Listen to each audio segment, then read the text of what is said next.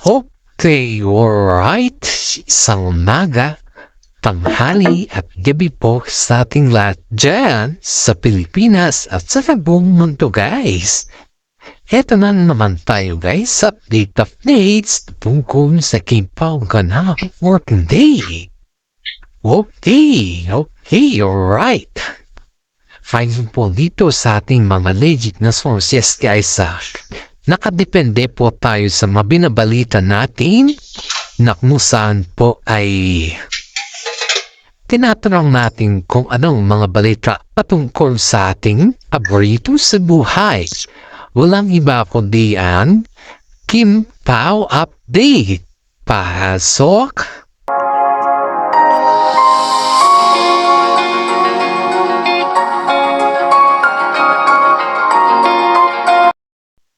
Okay, alright guys, ito na naman tayo. May kibalita o may kichika na naman tayo sa ating makaganapan for today guys. Ito ayon dito sa ating mga legit na sources ay sabi ng mga iba guys na si Kim Chiu po ay spotted na bumibili or may mga shoot kasi sila guys na kasama si Paolo Avellino na yung nasa cafe ba.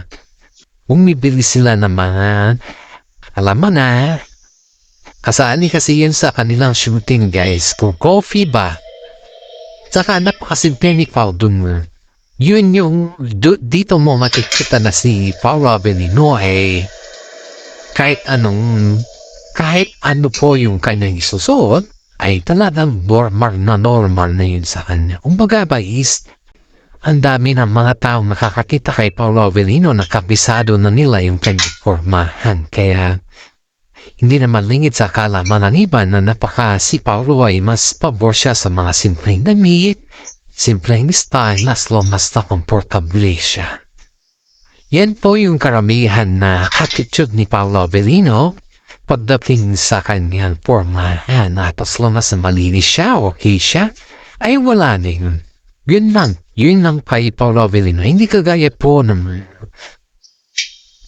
ibang artista na kung saan ay talagang todo forma sila. Pero pagdating naman kay Paolo Avellino ay hindi po siya ganun ka-forma. Kumbaga is, kitang-kita mo dun kung ano yung kanyang itsura ba, yung kanyang kasimplehan. Ganun po kasi yung formahan ni Paolo Avellino sa lahat. Kaya maraming mga netizen ang nantig. Kumbaga is mas na-appreciate nila yung formahan ni Paolo Avellino ba dahil sa lahat ng mga pansin lang naman netizen to ba isa.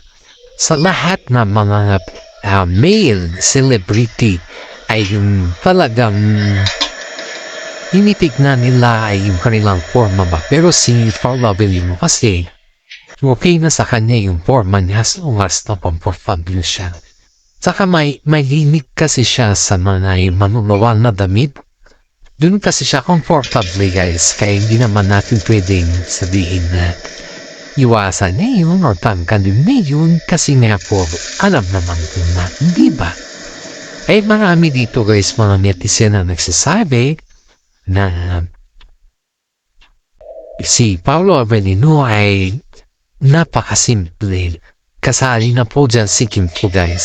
Wala naman po si Kim Chiu guys Ang dami din magsasabi kay Kim Chiu na napakasimple niyang manamit. Para lang kasi si Kim Chiu po ay parang magarbo or yung kanyang pananamit kasi nga po lahat ng kanyang mga damit ay napapagay kasi sa kanya. Kaya maraming mga netizen ang nagsasabi na medyo may kagarbuhan ng mga damit ni Kim Chiu. Pero ang patunayan guys, kung gaano din kasimple si Paolo Avellino, ganun din po kay Kim Chiu. Yun po yung mapapansin na mga netizen sa kanila dahil yung mga simple lang na tao ay okay na yun sa kanila. Ganun. Hindi siya yung masyadong mataas ang mga demand ba. Wala silang ganun. Dito guys, dito na yung topic natin for today. Di ba spotted yung dalawa? Kasi nga po, maraming mga netizen ang nag-aabang sa kanila. Pero talagang, tinaon talaga dun talaga yung kanila eksena, yung kanilang shooting.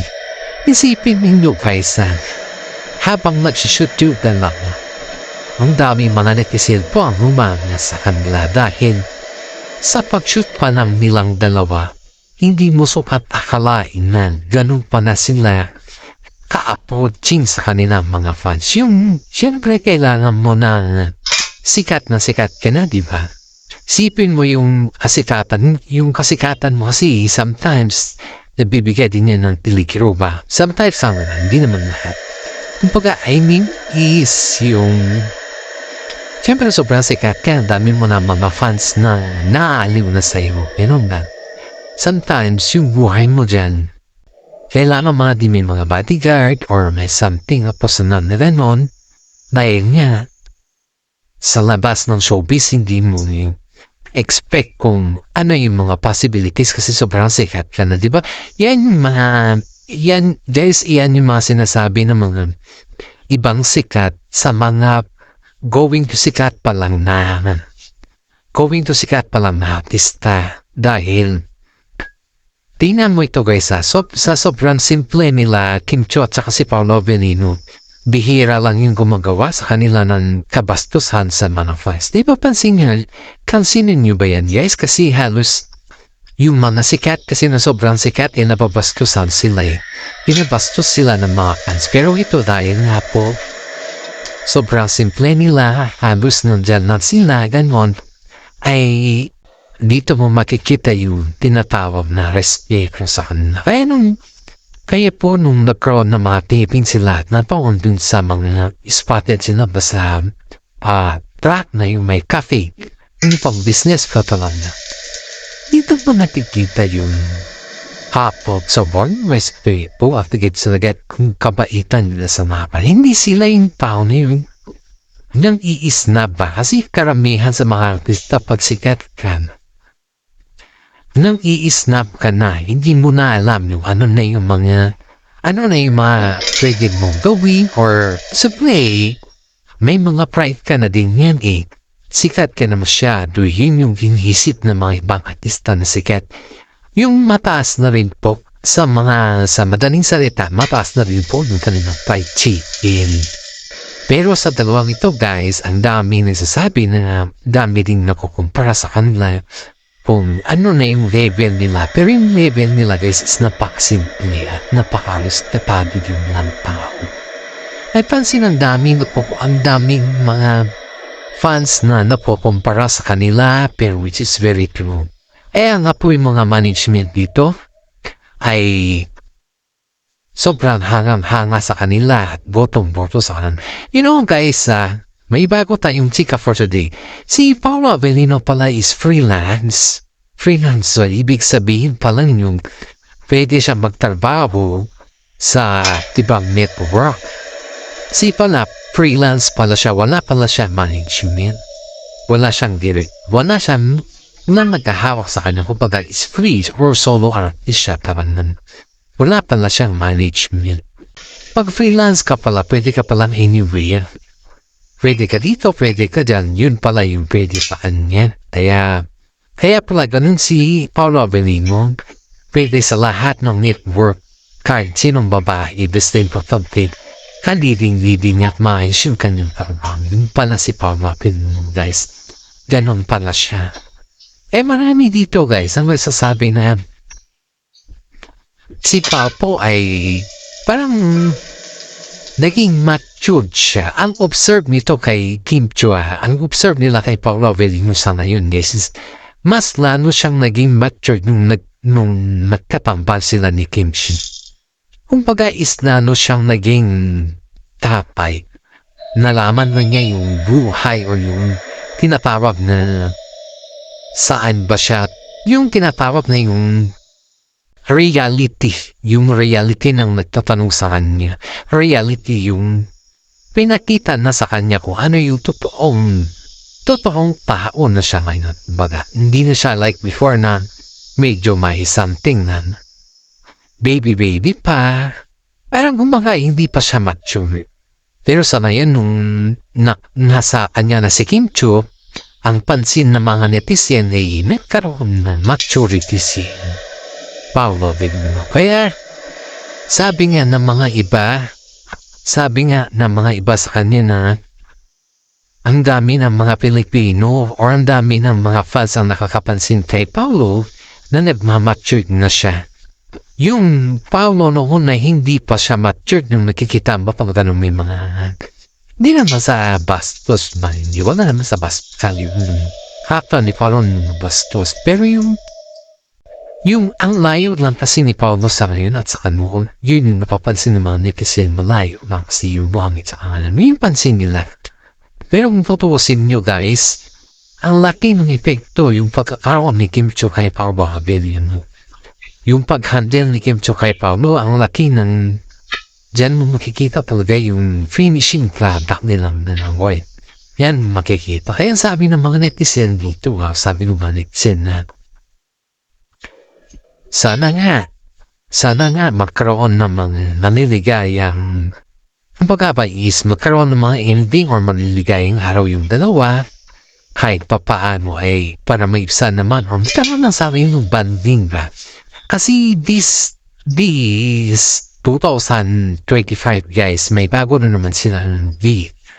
At yun ay ayon dito guys.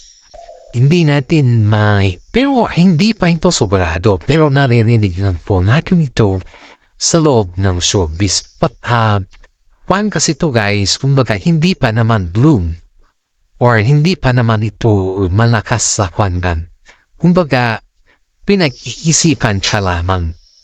Ayon dito sa ating na-receive or nasagap mo balita sa loob ng showbiz ay si Paulo Avelino at saka si Kim Chiu ay may pagkatapos ng may love you disappear, i-observe daw nila yung rating or yung earnings ng movie nila. Yan po daw ay medyo may sinasabi or malakas, sabi nila, gawan daw sila ng another movie. Pero pag iyan daw ay medyo mahuman or yung hindi masyadong hikita yung movie na yan, siguro by the next year na lang, next year daw sila gagawa ng habang movie. Yun yung narinig natin. Pero ang cut din guys, ayon dito sa ating legit sources, talagang may gumagawa na sila nag-under-shooting na sila. May shooting na talaga sila. Alvin Richard sa Catherine Bernardo sa ngayon. May numayil dito sa aking legit sources kasi pinatatambal kasi yung dalawa. May nakokompara kasi yung cut din at saka ibang network guys. Yung cut din, pinakukumpara sa akin pa. Yun yung pansin ng mga maraming netizen dito. Which is aminin man nila or hindi, talagang pinagkukumpara talaga base sa kanilang mga reaksyon or base lahat sa mga reaksyon ng mga fans, mga movie nila na kung saan ay nasuspend or kailan ipapalabas, ganoon. Dahil lang yan sakat din. Kaya maraming mga netizen ang nagsasabi na hindi nila alam kung kailan mapapapos yung ganam na sistema naman. Alam nyo guys, may bago talaga pala tayong chika-chika minute dito. Parang may tumpuhan ang Captain at saka ang Kim Pao. Ayun, dito sa ating nasagap na balita. Kasi, wala naman siguro sa yung hindi naman about sa yung ugali ba, pero about dun sa project. Yan yung nasagap natin na balita. Kasi, paano ginagamit? Hindi naman, we're not sure, pero siguro alam kong hindi naman nila i-compare aaminin siya, pareho silang sikat, pareho din silang kinukumpara. Pero yung nasagap natin na balita, ito yung nasagap natin na balita. Yung management daw ng Catgrill, saka yung kay Kim Chiu ay parang nagkamalabuan. Pero, yan balita yan guys, ay hindi pa natin sigurado. Pero rinig daw yan ng legit na sources natin na there is smell fishy daw sa loob.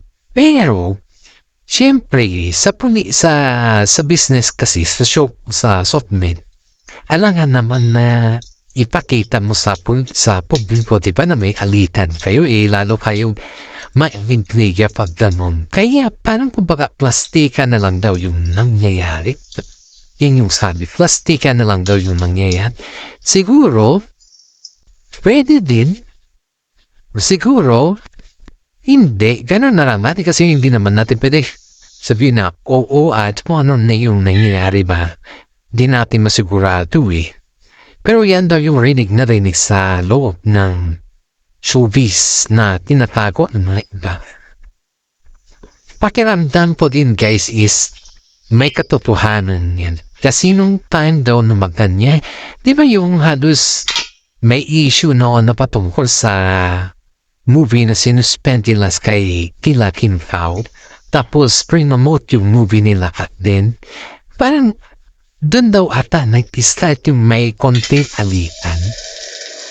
May konting alitan ba? May konting wala naman sa confrontation kasi may statement daw sila. Pero yung hindi nagpapansinan sa loob ng show, nagbabisa lang daw sila pero the way na hindi siya normal, yung kaplastikan na lang daw. Siyempre, pag ipakita daw kasi nila yan sa public, ay hindi lang daw sila yung mag-intriga kasali yung mga alaga nila kung bakit ganun daw yung kanilang sistema. Yan yung mabanggit sa atin natin legit na sources, which is tama, may katotohanan yan guys kasi nito budabi din nang babas sa part nila Catherine noon about sa Kinpao, diba? Ang daming nambabas noon at sa tingin ko ay totoo yan, may katotohanan kasi hanggang ngayon pa na dinecline nila yung promotion about sa My Love Will Disappear tapos may bago na naman sila movie. No, dito guys, ito yung nasagap natin na balita. Di ba sila din nung na-confront pa na ang daming mali dun sa My Love Will Disappear. Kaya ulitin. Kaya pala daw, ito guys, yung dito sa atin nasagap ha. Kaya pala daw ulitin yung My Love Will Disappear. Dahil para ma-extend daw yung pabili ng ticket na mag-cut din. Parang ganun. Kasi nga, yan daw yung balita pumutok sa loob ng showbiz guys na balita. Yan daw yung pumutok sa loob ng showbiz. Pero sa kanila lang daw yun, hindi daw nila pwedeng ipalabas sa softmed. Pero ayon dito sa ating legit na sources ay ngayon lang ata natin ito sasabihin. Dahil medyo di naman natin pwedeng sabihin na on the spot yung ganun na Thursday, diba? Pero yan daw yung katotohanan guys. Kaya pala daw nire-schedule yung kay Paolo Avellino kay Kim Chiu dahil para mabili daw lahat yung mga ticket ng at din para sila pa rin yung kukuha sa highest gross at doon sila nung movie. May papuriting san din. Ano guys? Kaya sabi nga ng mga iba na unfair. Unfair naman sa part ng Kinpao. Tapos ito guys matagal na sanang nag-launch yung My Love Will Disappear na yan. Hindi na sana sila mag-shooting ulit. Kung hindi dahil dun sa ticket ng Catherine. See guys, alam nyo hindi naman nila yan pwedeng i-confront sa atin yan dahil mapapahiya sila. Dahil may mga pinagtatakpan sila, diba? Pero sa ating lagay guys talagang I can say na 100% na may alitan yung gano'n. Pati din sa ako guys, pati dito sa yung performance ni Kim Chiu at saka ni Kim Pao, you see Pao Babil, nagkaroon na naman guys ng pakutsaba yung part ni Catherine Bernardo dito, pero ayaw lang kasi nilang magsalita. Para sa ganon, may iwasan yung mga issues na hindi dapat pwedeng sabihin sa publiko. Yan yung iniiwasan ng management, pero hindi naman natin sila pwedeng hindi natin maiwasan guys kung tutusin mo. Dahil may mga tao pa rin na nagsasabi na kailangan nilang gawin yun or kailangan nilang yung masabi ba para may masabi sila. Yun yung tono dito kasi yun yung parang pakiramdam ng mga part nila Kim Chu. Maraming mga netizen din ang magsasabi na unfair.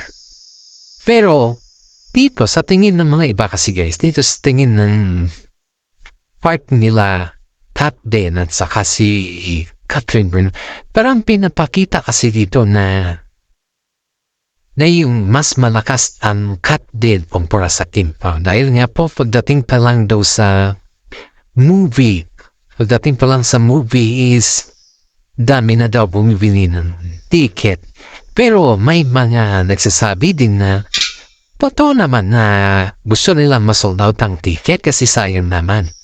Pero sa pamamaraan naman na yung tama, hindi yung magre-reschedule sila para sa cut din. Di ba? Yun yung iniisip na mga iba dito guys. Ganun katindi yung mga fans natin dito guys. Kaya ang dami natin nasasagap sa rapon.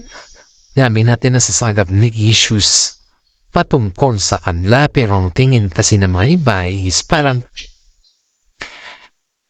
ang Kim Pao is nadidemot. Yun yung tingin ng mga Captain fans dito. Ang daming issues guys. Ang daming issues na pwede natin ibato sa ngayon. Kaso nga lang kasi medyo busy tayo. Kaya hintay na lang po natin yung mga issues na pwede natin ibato. Mamaya pagkatapos ng ating update sa ngayon. At sana guys ay mapanood ninyo ito. Share, like, subscribe naman po. Maraming salamat at God bless po sa ating lahat.